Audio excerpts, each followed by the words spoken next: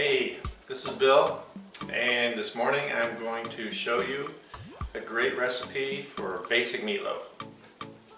You know, I'm sure most people see that most recipes now are just about the ground beef. When I was a kid, I used to go to the grocery store and they had a little tri-pack, which was ground beef, ground pork, and veal. A lot of people don't eat veal right now, so that's understandable, but I still old school. I like to put a little pork in my meatloaf. So I went to Wassey's Meat Market yesterday, and I got about 1.5 pounds of regular ground chuck and about 3/4 of a pound of ground pork. This is really simple. We're just going to throw some ingredients together and get it in the oven. One of the things I will tell you is I've learned over the years that there's a reason that ovens have multiple temperatures, not just 350. Everything cooks down to 350. Sometimes 350 will cause it to crust too fast and not cook all the way through. So I do use a 325 degree oven when I cook meatloaf. Alright, so let's get started. I got all this stuff I want to get in here. I got a pretty good size yellow onion, so it's about 2 cups. Pretty finely chopped onion.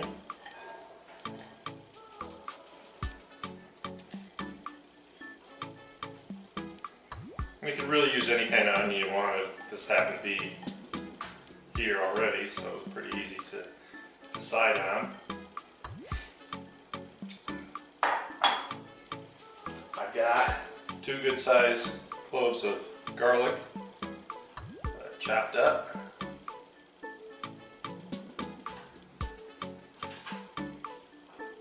That looks such a pain in the neck, it's so sticky. Okay.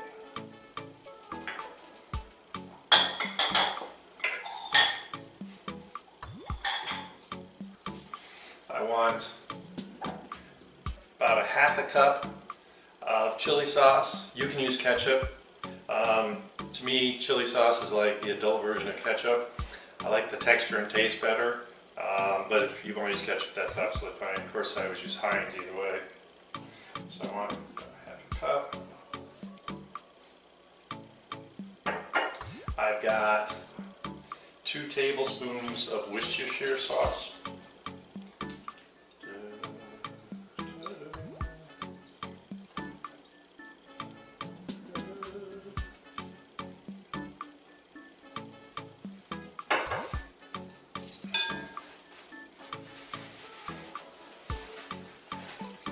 I want a teaspoon of thyme. Thyme is like the kind of original flavoring for meatloaf, so I'm gonna stick with it. Sometimes I'll go out on a limb. And my 1 teaspoon won't fit in here, so I'm gonna do 2 1/2 teaspoons. Come up with the same equation. There you go.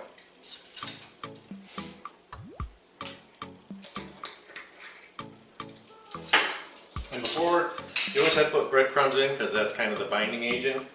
But I like to put a little mustard, and I was thinking I had just made some of my Carolina Gold mustard barbecue sauce, and so I just want to put about a tablespoon in here because it's got a lot of good stuff in it. It's got some brown sugar, it's got honey, and it's got yellow mustard.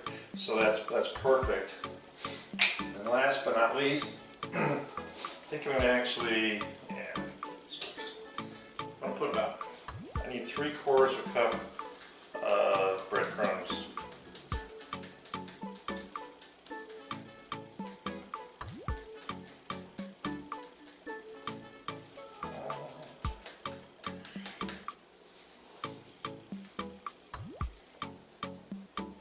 That makes a good mess. And I need 2 eggs to help with the binding here.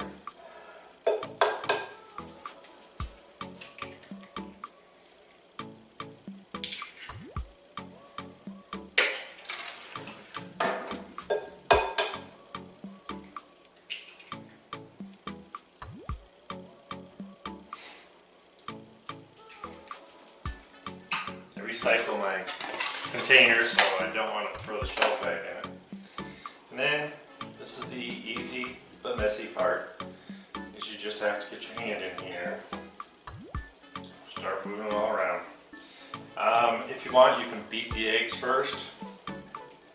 I don't think it's necessary. I don't want to over manipulate, but I want to get everything mixed together really well.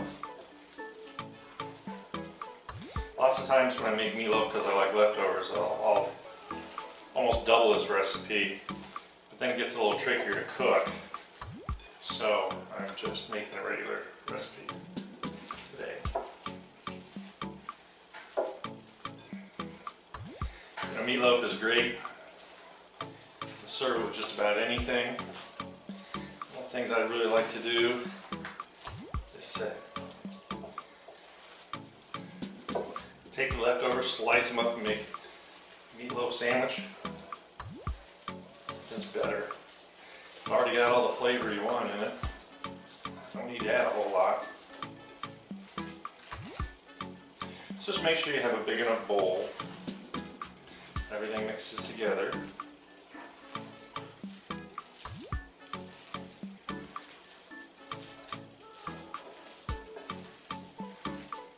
So get everything up from the bottom.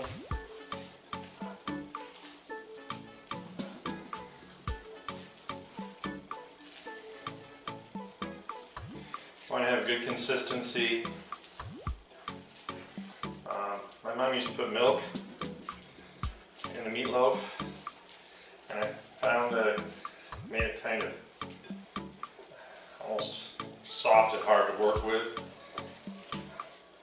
So before we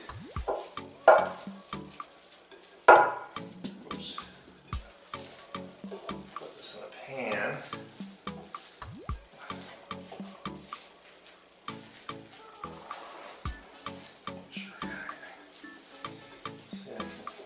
actually it's just pretty solid mass at this point. All the colors and flavors and everything have come together. It does smell really good.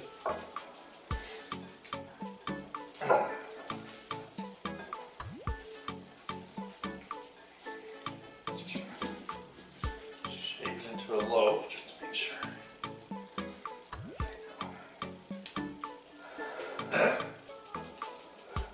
So the thing we have to remember, I'm just going to set it aside for 1 second,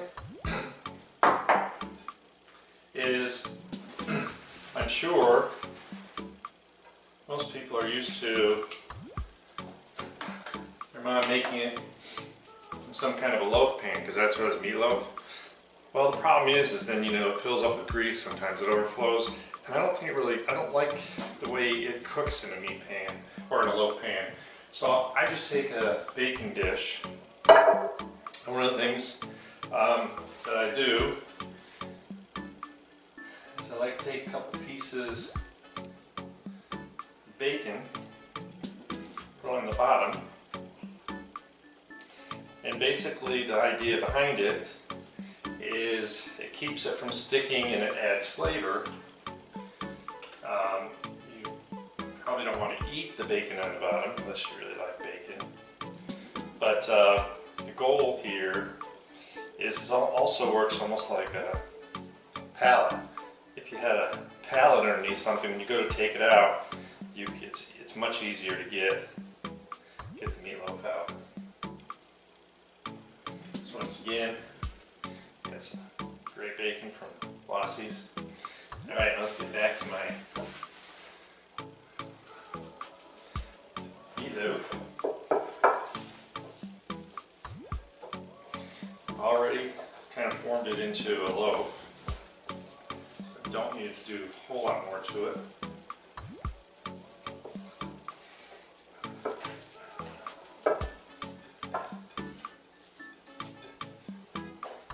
Sure, take out any empties. You want to make sure there aren't any holes.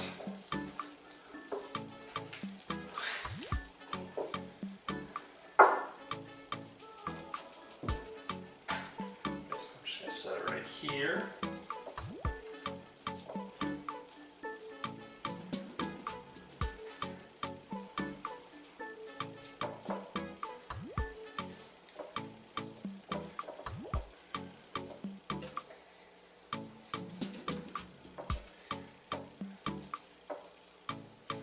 So just trying to compress it to make sure I don't have a lot of airspace in it.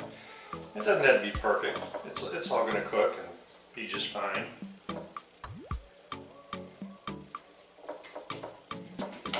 And of course, just so it doesn't get all burned up,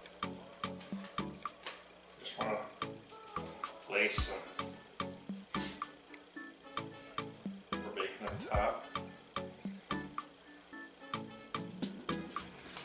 So as the bacon cooks, it's just going to give the flavor into the meatloaf itself.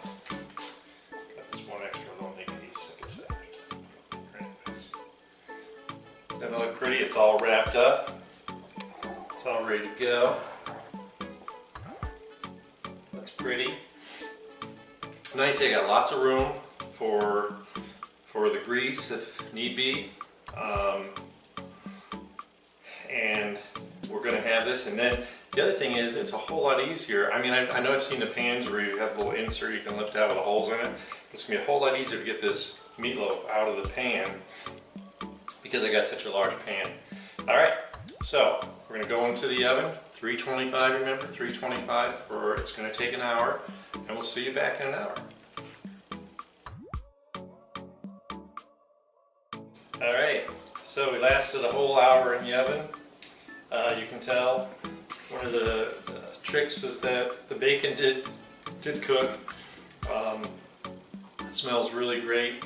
As soon as it's cool enough, I like to transfer it out to get it out of the grease that's sitting in. You can see, because we got the bacon, we've got the ground beef.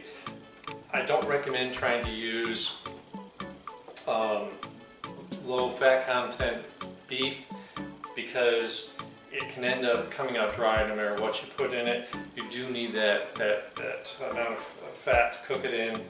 And like I said, I've got the bacon underneath, which is going to make it a little easier once it cools down to get it out of here. But so I usually transfer it to another dish.